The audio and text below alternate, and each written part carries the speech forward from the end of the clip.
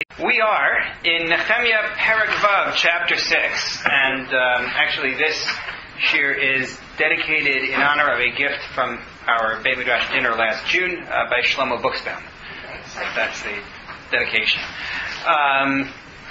We are in the attempts on Nechemiah's life.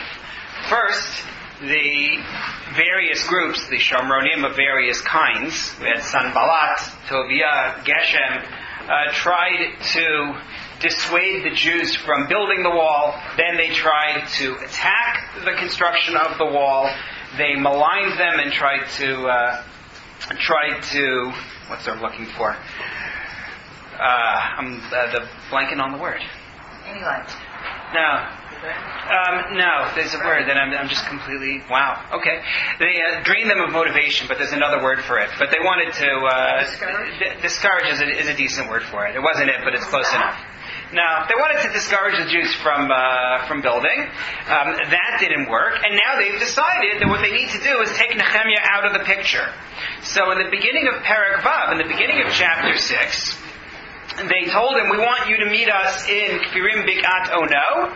And this was the first attempt. Either it's an attempt to assassinate him there, or it's an attempt to get him out of the way so that they can attack the construction. But Nechemiah sees right through it, and he declines their offer. And even as they keep on sending the offer, they send it multiple times.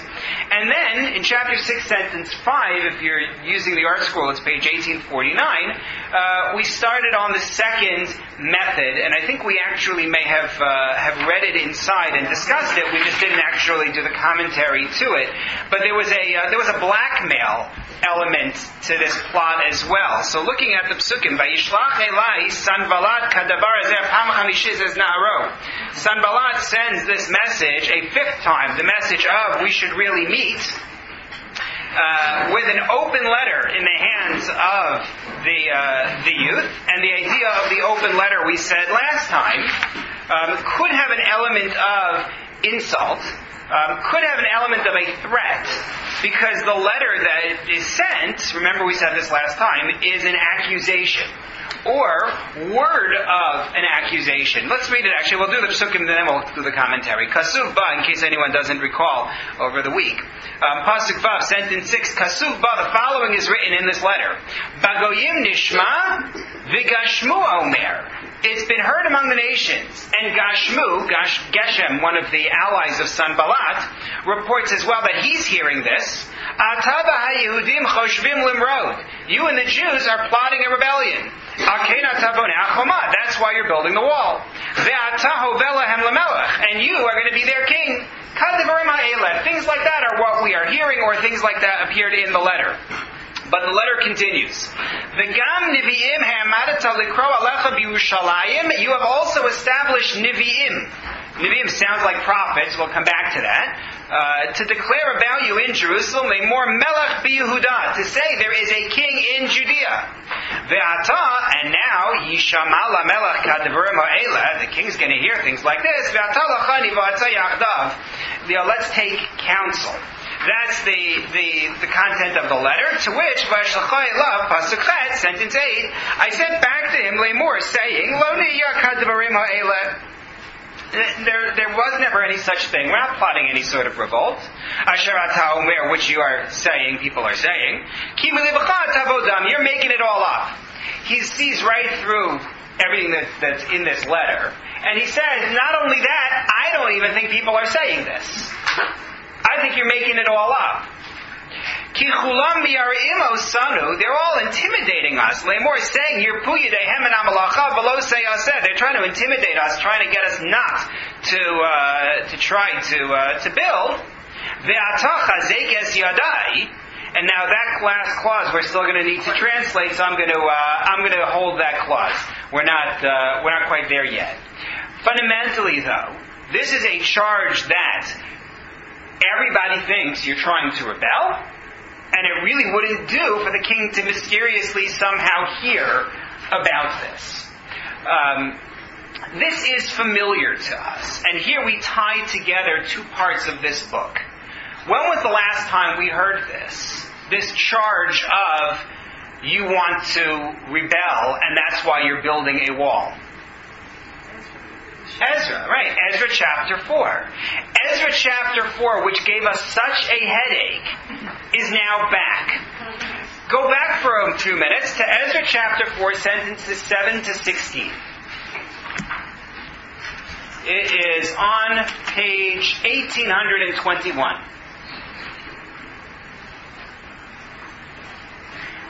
In the beginning of that chapter, we learned that the enemies of Yehudah and Binyamin, meaning the Samaritans, have heard that we're building a Beit HaMikdash, they're building a temple. They say, we want to join. Zerubbabel says, you're not joining. It's not for you and us to build this house of God together. And Cyrus said it should be a house of God, so there. Then we were told that the Samaritans hired people against them to disrupt their plans all through the time of Koresh, all through the time, into the time of Darius. We threw in a reference to Achashverosh for some reason that we discussed back then. And then we were told about an event that occurred in the days of Artaxerxes. And the big debate we had was, when did this occur? Is this occurring during the construction of the temple, meaning before even Ezra shows up? Or is this simply an illustration of Samaritan opposition and it's pulled from later in history? Right? That was our major question. And the way the story played out there, take a look. In sentence 7, they send a letter via Rechum and Shimshai, who are Persians.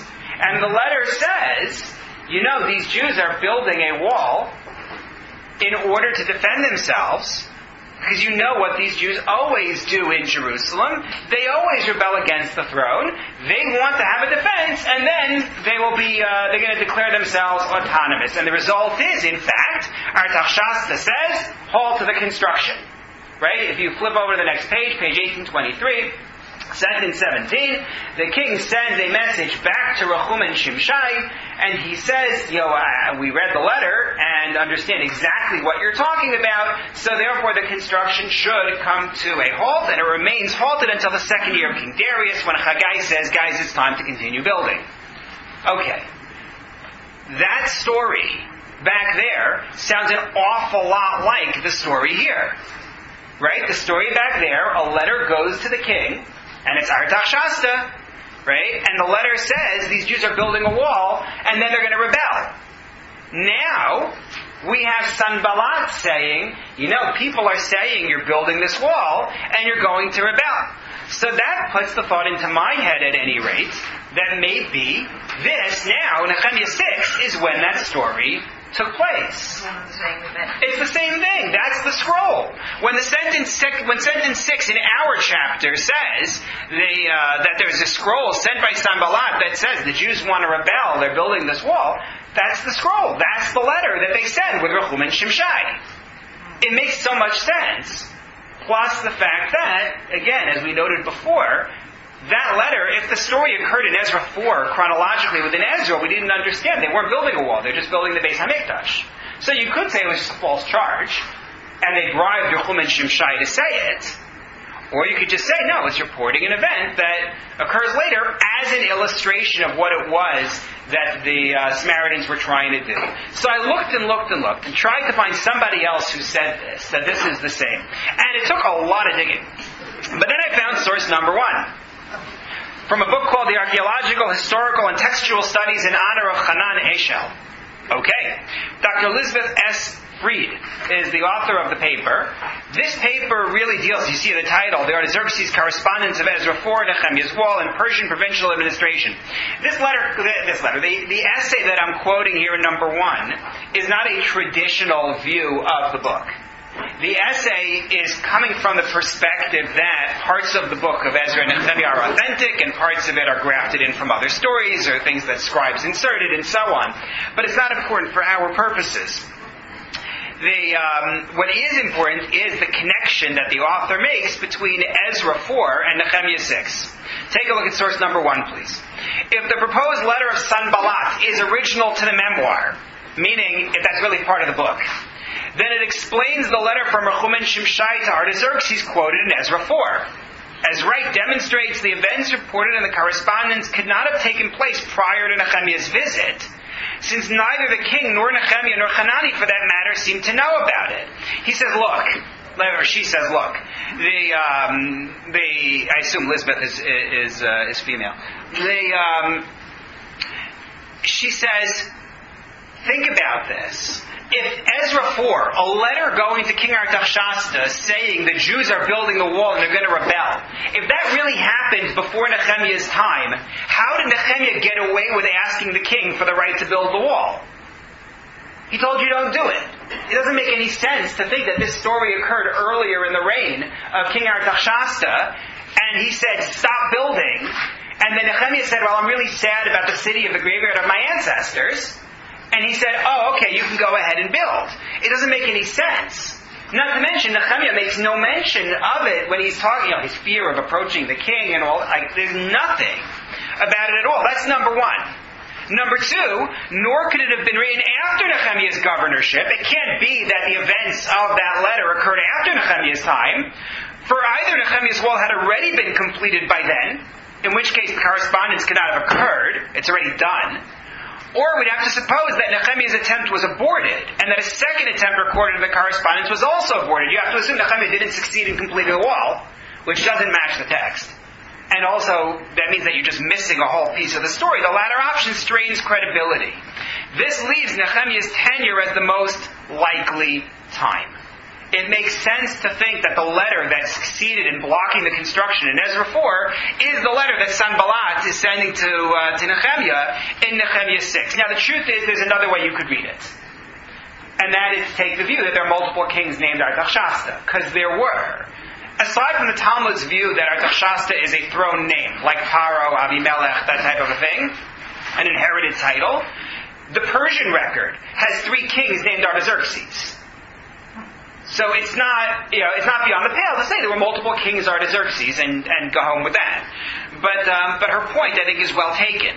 And she says, elsewhere I've tried to show that local governors like Sanballat, Tobiah, and Gashmu the Arab, members of the Achaemenid administration of beyond the river, that's the region, were the type of people whom the author of Ezra 4 had in mind when he used the term Am Haaretz to refer to the people who had bribed Rechum and Shimshai to send the letter to the king. The fingerprints are all over it. It fits. Only people of the rank of these provincial governors would have had the access and the means to bribe the Baal Tam, the deputy satrap of beyond the river, and his secretary to write the slanderous letter quoted in Ezra 4.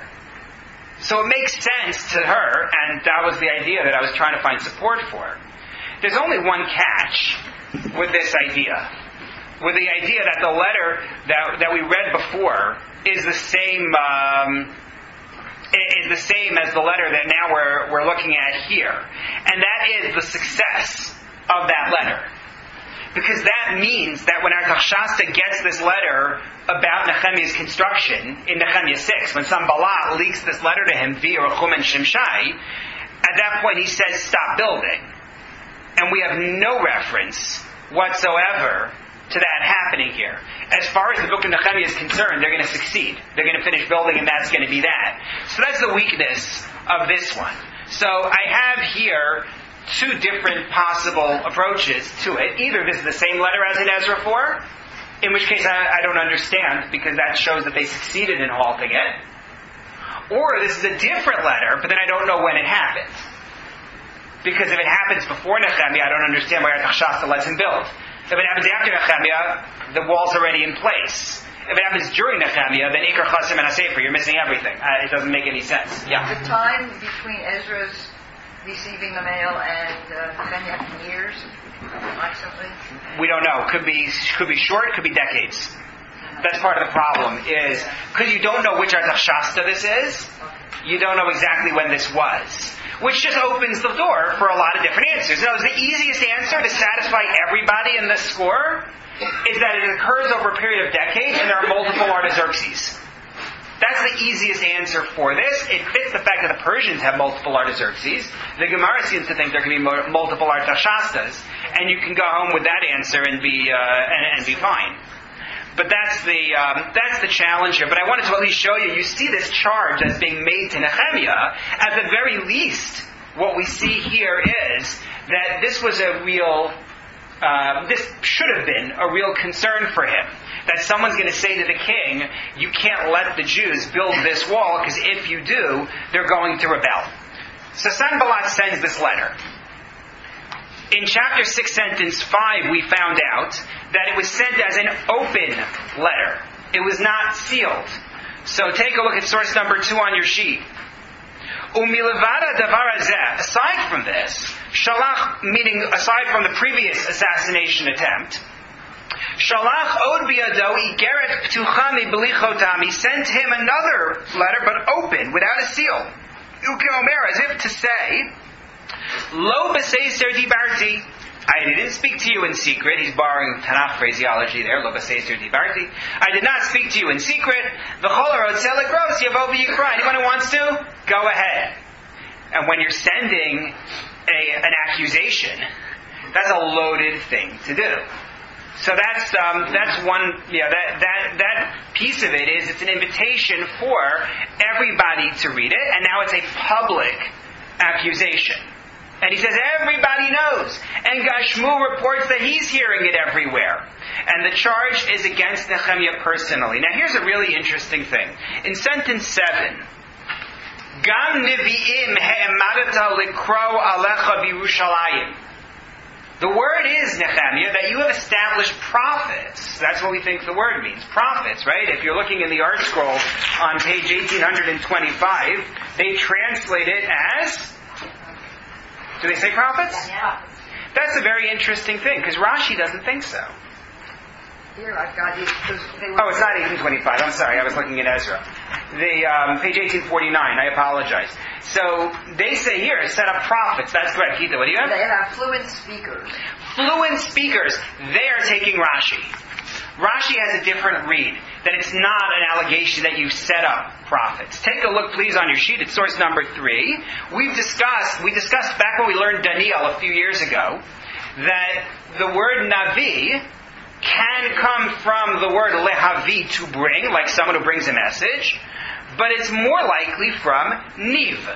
As Rashi says here, Nevi'im ba'alei lashon, people of the tongue, and he quotes you the pasuk from Yeshaya, borei niv sfatayim, God is the one who creates the niv of the lips. It means speech.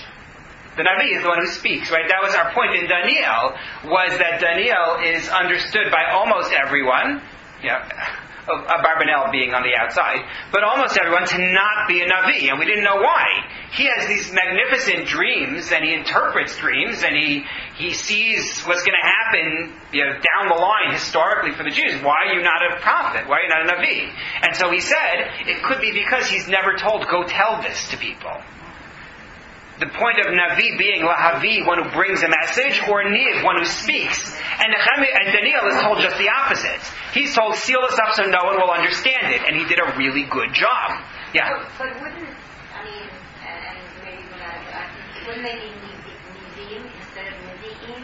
Right, so the question then will become one of jargon and just the lingo that people develop. And why would it be Nevi'im instead of being Nivim or something along those lines? But that could just be explained by human speech just as well.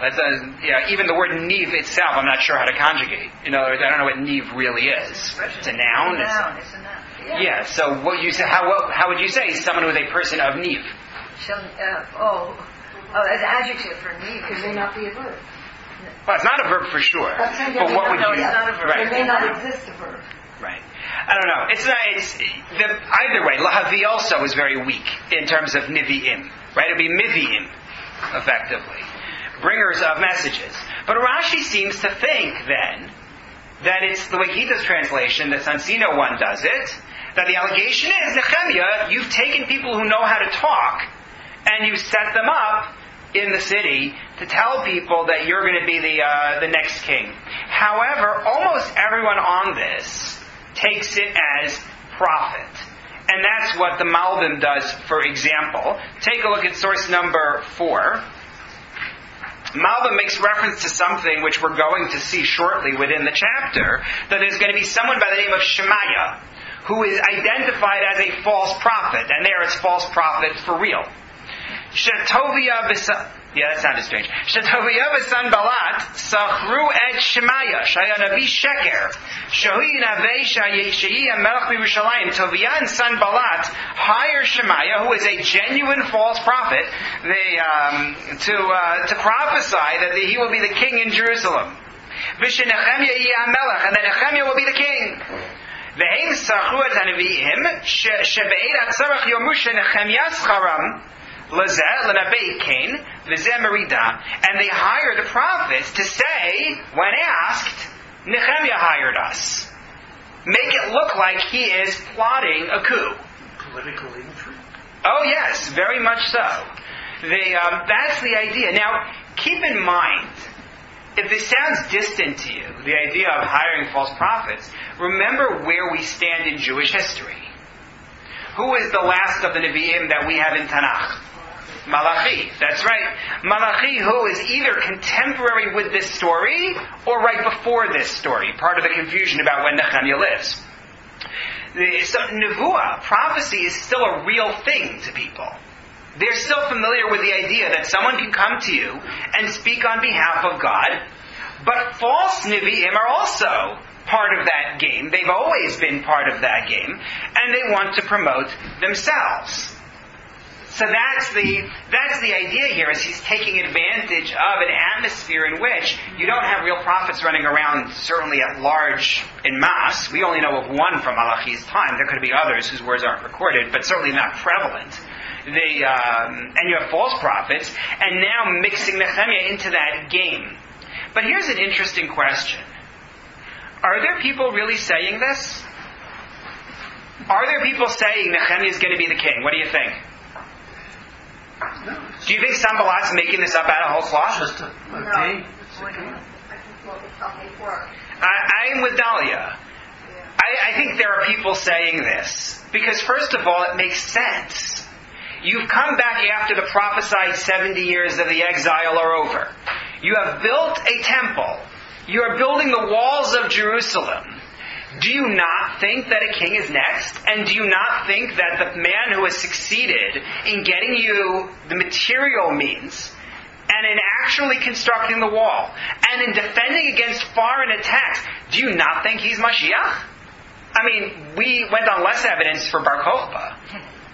You know, I think absolutely there are people who are saying it. What Sanballat is doing is he's turning it into something that will be, that can be declared treason by the king. But I think people are saying this anyway. Ralph? He's already passing himself off as an elite, so it's easy to... Well, not passing himself off. He is an elite. He's doing it for his own personal gain. I think that. Let me come back to the personal gain point, because we're going to have to come back to what's in it for Nechemiah. But I think so. I think that people are already saying it, and you wonder what Nechemiah thinks about the claims that he is going to be the king, given the role he's playing, given the work he's doing. How does Nechemiah feel about that? Is it, oh no, that's terrible, I have no aspiration for that, I want to go back and be the cupbearer to Artach Shasta? Or is it, wouldn't it be great to really restore the monarchy of the Jewish people? One wonders, and Malbim is going to wonder it, when we see the next piece of this parak. I'm not just randomly speculating. There are things in this chapter that are going to make it seem like that's exactly what's going through Nechemiah's head. Well, Nechemiah is not yet, Debbie. But he's not very modest. He just spent paragraphs talking to God to make sure God knew how great he was. Well, either that or defending himself. Well, I don't know. You know how I objected to that. Yeah, that's fine. You're entitled to object. I read it as self-defense, and I think that it fits, but you're entitled to read it differently. Well, I read it as self-aggrandizement. Okay. This is not an elevated or elevating story. What do you mean? It's all political intrigue, and where's the higher purpose? Well, keep in mind that at every step of the way he turns to God. Every step of the way he reminds the people and he reminds himself that this is altruistic. He's just doing it for his own benefit. But wouldn't he have been criticized by Hazal for... he was criticized for something that we could view as defensive. Yeah. Wouldn't he have been criticized for wanting to take kingship. I mean, that's... I don't know. Is that the way I look at it? Is that if anything, they could be very positive about this idea. Maybe we should all want that he should succeed and become king. Maybe it's a bad thing that it doesn't play out that way. We're going to end the book under the Persians. Spoiler alert. And eventually the Greeks. Right? Maybe it would have been great if Nechemiah had actually become king. Maybe that's what we should have wanted. So Nechemiah is not intimidated. And the other thing is that Nechemiah doesn't, even though we know Nechemiah is a very wealthy man, because after all he can feed all these people, right. We know the man has great wealth. We don't hear about him having, like Melech Shlomo, many horses, many wives. Right. All this other aggrandizement that goes along with it. If anything, we see Melech Shlomo is always collecting taxes and always getting money from the people and impoverishing the nation in order to enrich himself. Nechemiah, on the other hand, just always seems to be giving it away. Right. But to be fair, Shlomo also gives a lot away, uses a lot to support people. It's true that he is criticized for the emphasis on wealth, and it's clear Malachim talks at length about where his stuff came from and all the exotic materials he amalgamated, and that's all true. And it's true that Nechemiah, look, he took great pains in the previous chapter to say, I take nothing for myself, and I spend of my own. So that's certainly true. No, we like it. I think that's very much a defense of, supporting what Rabbi Torczyner was saying, where he's defending himself. He's saying, I could be the kind of rich guy who's taking from all of you, but I'm not. I'm handing it out. Right. I'm sharing my wealth. Debbie just doesn't want to be reminded of it by the person who's doing it. I'm trying to. Modest is a very mild. Yalalucha zar velo picha. Let strangers praise you, not your own mouth. Ralph, and then we're going to go on because there's so much going on in this story here. Nechemiah was accused of wanting to erect the dynasty. And the next thing, chapter 6, sentence 8. So Nechemiah's response is, Lo nihya, it ain't so. You're the only one saying this. It is not, around, no way. And he says in sentence 9, Kulam miyarim osanu. They are trying to intimidate us. Or Mitzudat David, or Rashi reads that they are intimidated by us. And instead, he says, now here's the key, here's the phrase that's very hard to render. You're saying that our hands should be weak from the work and it should not be done. Ve'ata chazek es yadai, literally strengthen my hands. So, Ralbag Mitzudat David, Malbim read this as what's called a bitmiha. This is something that's being expressed in amazement. You want us to stop building, and now you're going to say, we want to strengthen your hands. We want to help you. Nechemiah, there's this rumor going around. Let's work together to diffuse the rumor. He says, come on, I can't buy that. That's one way to read it. I brought you in source number 5, Mitzudat David. L'sha'avar, in the past, atem kulchem hayisam mafchidim osanu. You all wanted to frighten us. Ki samru b'avor hapachad yirpu yideihem mimelachas binyan hachama v'lo teyaseh od. You said that out of fear their hands would be weak from building the wall, and they wouldn't do it. V'im kain la'oivim techshavu. So you were enemies. That's what we understood. We had it very clear. You're against us. Ve'echen kain tomar atalachazek es yadai beit sanachona. He says, how now are you suddenly encouraging me, giving me good advice, and now the enemy becomes the friend? Ain't no such thing. No way. And that's a simple read of the pasuk. Ibn Ezra has a different read, and Rashi goes along with this read, I believe. He reads it, take a look at source number 6, that it's an offer from Nechemiah. He says, he's trying to appease Sanballat. He's saying, look, door's open. You're welcome to join. Not to help build. Right? Not to help build the Beis HaMikdash. Not to build the temple. But the walls of Jerusalem. Look, you want to help us defend? Gesundheit. Absolutely, you're invited. So Nechemiah doesn't take the bait in this story. But then we get attempt number 3. And this is the most fascinating of the bunch. So we are in chapter 6, and we are now up to sentence 10. Va'ani basi beis Shemayah ben Delaya ben Mehetav El. 3 generations. This is somebody with lineage. I came to the house of Shemayah, son of Delaya, son of Mehetav El, Vahu Atzur. The word Vahu Atzur, the phrase Vahu Atzur, is a very hard phrase to render, and there are multiple interpretations which we're going to come back to. Right now it just says he was confined indoors. So we'll talk more about why exactly this person might be confined indoors. But I came to him, Nechemiah reports. Vayomer. And he said the following. Niva'ed el beis ha'elokim el toch ha'hechal. Let us convene in the house of God, right, this new temple that you've built, the inside of the Heichal. Heichal, sanctuary, can mean the temple as a whole, or can mean the inner sanctum, where ritual sacrifice goes on. V'nisgirat al sos ha'Heichal, and we'll close the doors. Ki ba'im lahargecha, v'layla ba'im lahargecha, because they're coming to kill you, and tonight they're coming to kill you.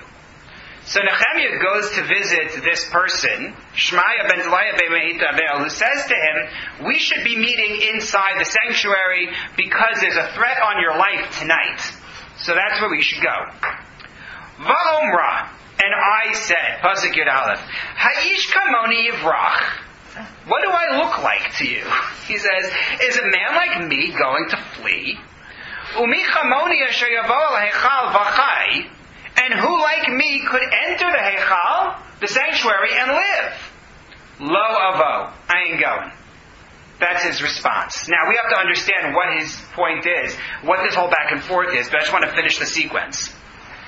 Va'akira v'hinei lo elokim shalacho. I realized that he had not been sent by God. Ki ha'nevuah diber alai. He was speaking nevuah upon me. V'tovia v'sanbalat scharo. He was the false prophet hired by Tobiah and Sanballat. Leman sachurhu. Now this one also admits of multiple translations. I'm going to take one way to read it. Leman sachurhu. He's speaking this way because he was hired. Leman iras. That I would be afraid. Ve'esekain. I would follow his advice. V'chatasi. And I would have sinned. And then they would have grounds to shame me. Okay, what in the world happened in this story? Clearly there's a plot. Clearly someone is saying something to Nechemiah and he believes that it's false. But I have a whole bunch of questions here. What are the questions we should be asking as we read this? What things don't make sense here? Yeah. How did he know to go to this guy? Yeah, first of all, why did you go to Shemayah's house? Well, if you think that there are false prophets around and you think that this person might be one of them, why are you going there? I mean, that's total incrimination. Debbie. JPS has verse 10 set up as a poem. As a poem? What do you mean? Well, it's set up as a poem. Sure. You mean, let us go to the house of God is like a song, they say? Well, let us meet in the house of God, and if by night they are coming to kill you. That's some song. Yeah, it has a nice rhythm. I don't like the ending. It's just set up different. Interesting. Okay. I think they're viewing it as an oracle of some kind. Maybe, as a pronouncement. Yeah. As an oracle, yeah. Yes. If he's housebound, why is he proposing that they meet somewhere else? Yeah, how homebound are you if you're saying, let's go meet somewhere else? This is a good question as well. Why is he homebound? Right. Well, and not only that, how does he know it's not true? How do you know this isn't true? But if he's supposed to be meeting him in the Holy of Holies, in a place where he can't go. How many times have we seen prophets tell people to do things that are, in fact, halachically prohibited? For example, in the Judges, right? Gideon, right, builds an altar and brings an offering outside of the Mishkan, outside of the tabernacle. Eliyahu brings one on Mount Carmel, outside of the Beit HaMikdash, outside of the temple. We have what's called Hara'at Shah. Ezra did it. Earlier, he brought korbanot. He brought offerings that were not the ones on the books. We have a long-standing practice of special dispensation why couldn't it be that in fact this is true? We know that they want to kill him, right? That's old news by now. But he's been asked several times to do things that he knows are dangerous. Yeah, by whom? Hello, again, another time, once again. Well, what else was he asked and by whom? To do something dangerous. The only thing I know of was when they tried to lure him out into their trap. But there it wasn't posed as something from a prophet. Fairly simple thing. No, I'm not going to do that. Right. So, the simple answer for why he would go to Shemayah is that he wants to silence a false prophet. Meaning, he believes this is a false prophet, an agent, in fact, of Sanballat, and he wants to shut him down. So he says, I'm going to his house in order to do that. And that would be the simple read. But Malbim has a whole different way to read what's going on here. And this goes back to the question of what Nechemiah is thinking when he hears about people talking about him being a king. Source 7. Sam al libo lachkor al hanevuah shenidbei Shemayah alav sheyeh melech b'Yehuda. He said, you know what? I want to investigate. There's a fellow Shemayah who is telling people that I'm going to be the king in Judea. Maybe it's true. So he says, I want to find out. He went to the house of Shemayah, brackets, because Shemayah is ill. We're going to come back to the reasons why Shemayah may be stuck in the house, but that's what Malbim believes, that Shemayah is homesick, and that's why Nechemiah, the powerful governor, is not able to summon Shemayah to him. There's a whole other discussion that runs through the Navi about who gets to summon whom. Kings get to summon prophets, or prophets summon kings. But that's not for right now. So he went in order to investigate. Nechemiah wants to see, is this for real? Shemayah is stuck at home. He is atzur. The word atzur is a really interesting word for this. I gave you 2 references in source number 8 for the word atzur. Let's take a look at them, please. Shmuel Aleph, Samuel 1, chapter 21, sentence 8 is the story of the city of Nov. If you're using the Stone Tanakh, you want... Sorry? 701, thank you. This is when David is on the run from Shaul. He goes to the city of Nov, and he says to the people in Nov, to Achimelech the Kohen, he says, I'm on a mission from Shaul, and you are supposed to give me food, and you're supposed to give me a weapon. And the people, in fact, do. And then you get sentence 8. V'sham ish me'avdei Shaul bayom hahu. There was a man there, one of the servants of Shaul, who was there that day. Ne'etzar lifnei Hashem. That word again, otzer. Ne'etzar, before God. And this was Doeg ha'adomi, who is described here as being Abir Haroim, literally chief of the shepherds. The Talmud takes it as the head of the Sanhedrin. The title of chief of the shepherds doesn't mean that he's a shepherd, which explains a lot, because what we're going to find out is that he has Shaul's ear and gives him counsel in a way that is not consistent with the chief shepherd. So Doeg is there, but he is a ne'etzar in front of God. So that's one use of the word atzur. He is, they translate here as as lingering before God. That's one use. The other use, Jeremiah chapter 36, sentence 5, is on page 1159. There is a message for King Yehoiakim, which is recorded on a scroll and is supposed to be brought to the king. And there you find that Yirmiyahu summons Baruch ben Neriah, and Baruch writes down everything that Nechemiah has told him on a scroll, and then Vayitzaveh Yirmiyahu es Baruch. Yirmiyahu instructs Baruch, Lemor, Ani atzur, lo uchal lavo beit Hashem. But here they don't translate it as I am lingering. Here they translate it as I am detained. I can't go to the temple where you are going to read this scroll aloud. So the commentators classically say he's imprisoned by the king. Sorry? It says in hiding. In hiding. That will be another explanation. Either he's imprisoned or he's in hiding. So the commentators traditionally look at the first one, the one with Doeg, and read it as he keeps himself there, because he wants to be before God in the Mishkan in Nov, in the sanctuary in Nov. In other words, it's a voluntary atzur, right? I'm there because I want to be, in Doeg's case. And they classically read Yirmiyahu as confined, whether in fear of attack or whether because the king has said to him, you stay home. But either way, it's involuntary. So the question is, what's going on with Shemayah? So the Da'at Mikra reads it as, he's just alone at home. He takes the view that Atzur means hanging out at home, even though we usually use the word Atzur in a sense of confinement, right? On stop signs in Israel, right? It's Atzur.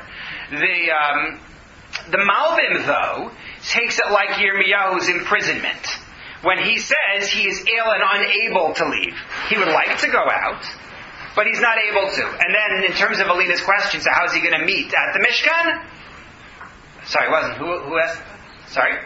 Oh, Tovas. Okay. Sorry. The answer is he'll figure out a way. He'll figure out a way to get out there. Ibn Ezra, on the other hand, says that it's actually like the story with Doeg being in front of the sanctuary, the Mishkan. If you take a look at source number 9, V'hu Atzur Lifnei HaBorei, in front of the Creator, Le'avdo, to serve Him.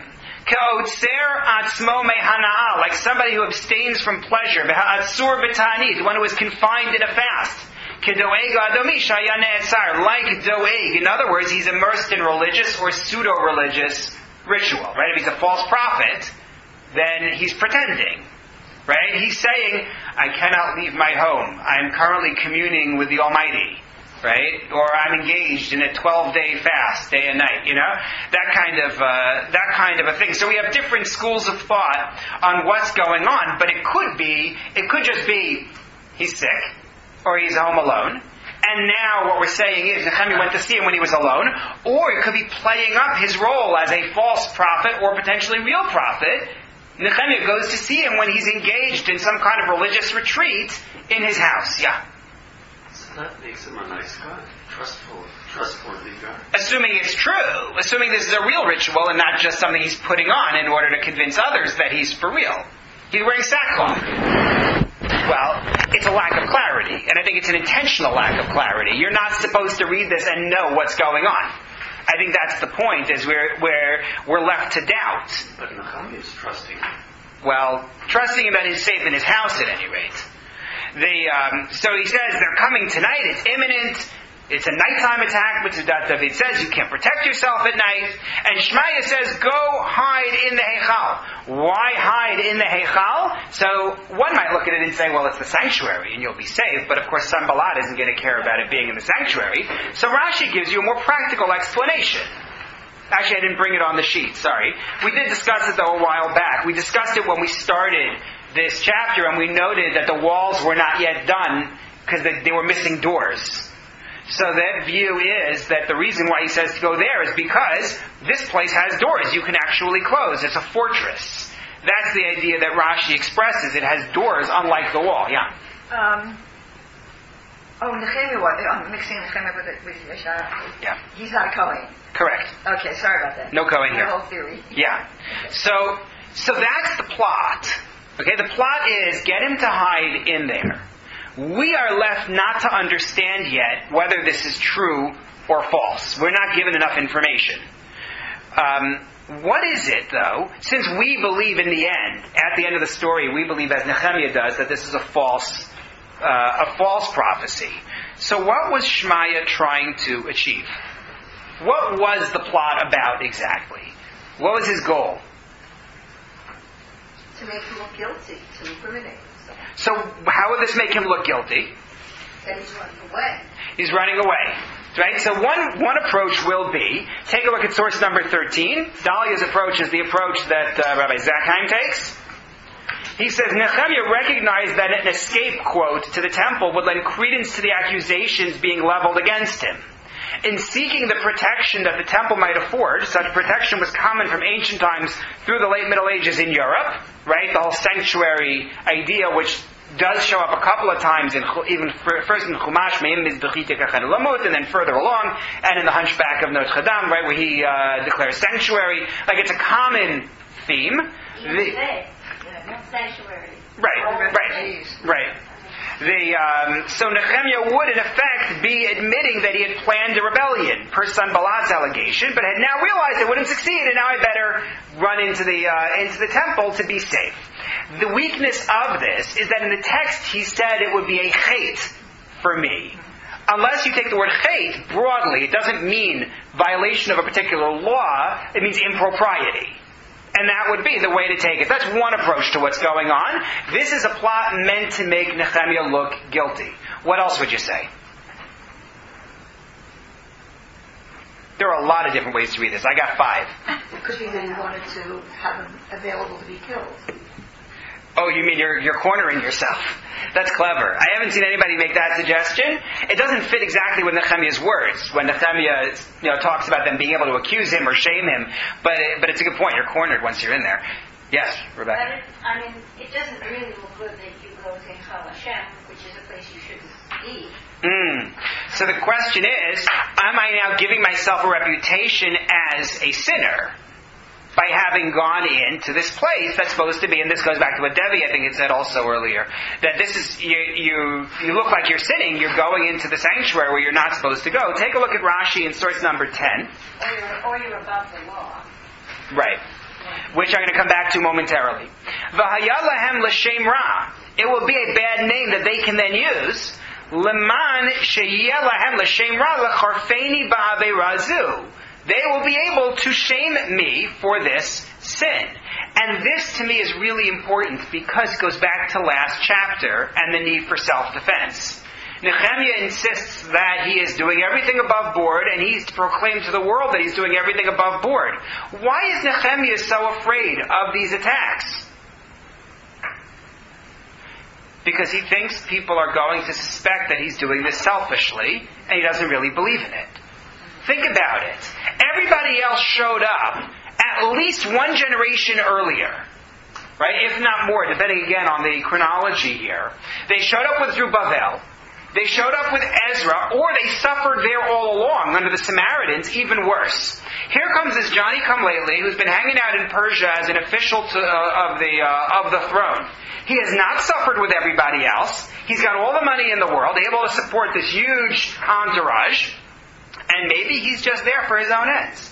Maybe he's there for the empire's purposes. And maybe he's lining his pockets, and that's his need to defend himself in chapter 5. And maybe he doesn't believe in this whole sanctity of the temple at all. And when it's convenient for him, he's going to waltz right in. And so there's a concern that he has. They're going to show me up as a non-believer. They're going to use this in order to undermine me. That's a second possibility. That would also explain when he says in that sentence, not just would someone like me run away, but who like me can go into the temple and live? I don't belong there. Now we're going to come back to that because it's actually not true. So we have to come back to that phrase because it's not so straightforward. But that's what it sounds like he's saying. Third approach, Ibn Ezra. Ibn Ezra simply says what I brought for you in source number 12. L'shem ra alai shesagarti hadlatot. I get a bad reputation for closing the doors, meaning yecharfuni, they'll shame me, shepachadati mehem v'nechbesi, the fact that they made me turn tail and run. That's the issue. They make me look like a coward. But then how does chatati fit into that? Again, it has to be a broad meaning of chatati. But what he's saying is, all these people have relied on me for leadership. When Sanballat had his forces arrayed against them, I was the one who said, we can do this. We can manage to hold the line against the enemy assault. And you go here and you go there, and we're going to blow the shofar and everything's going to be fine. If I turn tail and run, now what? They're going to lose all confidence. So that's Ibn Ezra's political read, which I have to say has a lot to recommend it. It fits the story. Yeah. So somebody says that it makes him look guilty, and the other one says that it makes him look like a coward. Yeah. It's basically all appearances that he's worried about. Yeah, very much so. Because that's what he can't control. It's the same thing. One is guilty, one is... Okay. Right. Or there's a Rashi, which I brought you in number 11, which suggests that the point isn't that. The point is that if he goes to hide in the sanctuary, guess what's going to happen to the work on the wall? Even though Rashi gave a separate explanation in number 10, he gives this explanation where he says, the point is to intimidate Nechemiah, and now the work on the wall is going to stop because he's hiding in the sanctuary. And so that's another possibility. And then there's one more note, which goes back to what somebody said before, which Malbim is going to say, we're not there yet, which is to make people think that in fact he is allied with this false prophet. Meaning, he's going to go running into the sanctuary, right? People are going to say, what are you doing? Well, Shemayah said that I have to go here because they're going to attack me. So he's in league with Shemayah. This Shemayah who's been telling people that Nechemiah is going to be king, he is guilty. Not just it's going to make him look guilty because he's running away, it's going to make him look guilty because he's in an alliance with Shemayah. That's the idea. So you have 5 different explanations, all of which are feasible. You could really read any of them, I think, in the text with greater or lesser success. So what does Nechemiah do? Yes. Sorry about that.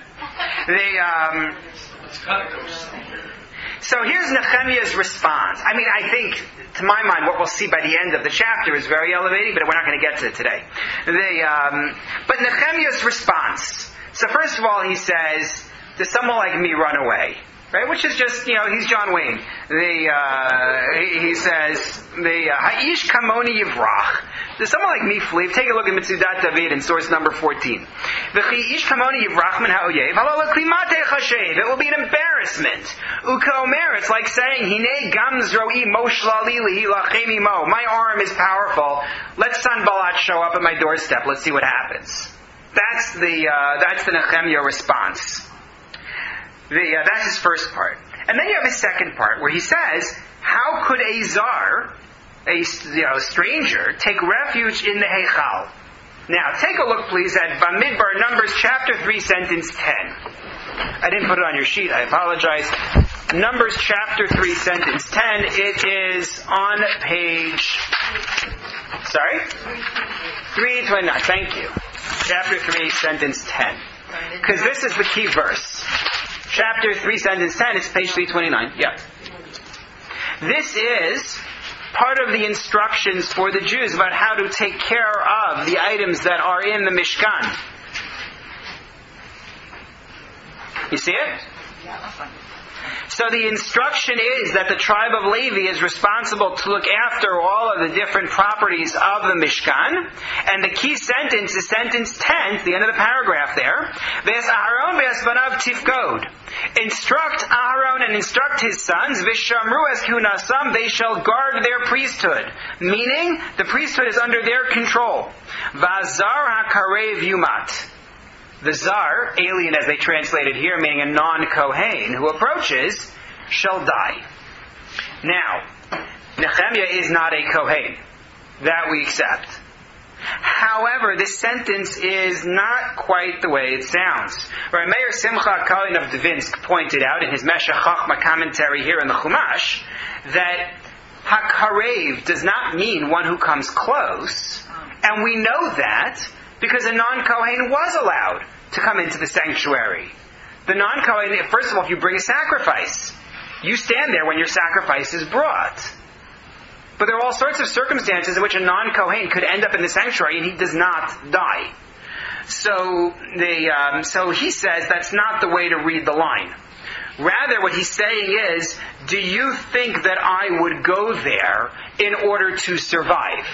In other words, we go back into the sentence in Nechemiah, Mi kamoni sheyavo alehechal v'chai, not who like me would go into, or would someone like me go into the sanctuary and yet live, but would he go into the sanctuary to live? Would someone like me ever do that? Either I wouldn't because it would make me look like a coward, or I wouldn't because it would halt the construction, or I wouldn't because it would make people believe the allegations about me are true. But that's all he's saying. He's not actually saying he would die if he went in. But Nechemiah says, I'm not going. And I believe this is false, he says. I don't believe it. So Malbim, remember, told us he went in to see, is this stuff true? Right? Are the prophecies of Shemayah true? Am I really going to be the king?